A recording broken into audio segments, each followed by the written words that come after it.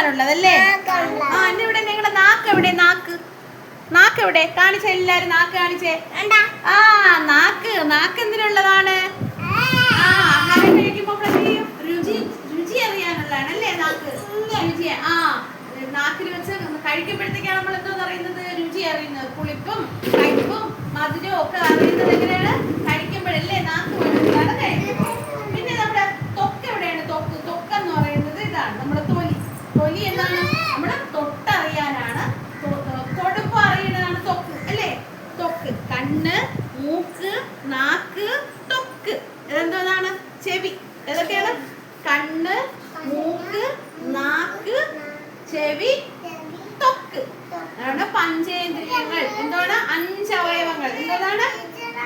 പറയട്ടെ, 5 അവയവങ്ങൾ അല്ലേ? ഇതെന്താണ്? ഇത് ലിപ്സ്റ്റിക്കാ? ലിപ്സ്റ്റിക്കാണ്. ലിപ്സ്റ്റിക് ചുണ്ടിന്റെ അകത്തും തോന്നുന്നുണ്ട്. അവൾക്ക് എന്താണ്? പല്ലെവിടെ? ജാനിക്കുട്ടി പല്ലെവിടെ? എന്റെ ജാനിക്കുട്ടി പറ. പല്ലുണ്ടോ എല്ലാവർക്കും? പല്ലൊക്കെ തേക്കും എല്ലാരും. പല്ല് തേക്കും. ഇതെന്തോന്നാണ്? ചുണ്ട്.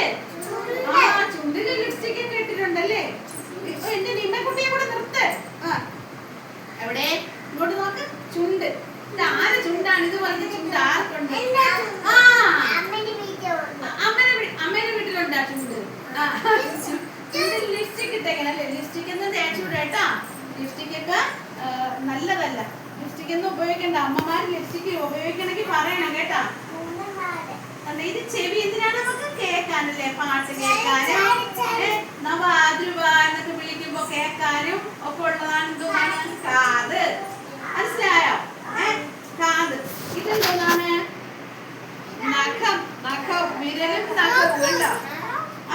അപ്പൊ എല്ലാം മനസ്സിലായല്ലോ. ഇനി നമുക്ക് ഇത് കഴിഞ്ഞിട്ട് ഒരു പാട്ട് കൂടെ പഠിക്കാം. അപ്പൊ ഓക്കെ.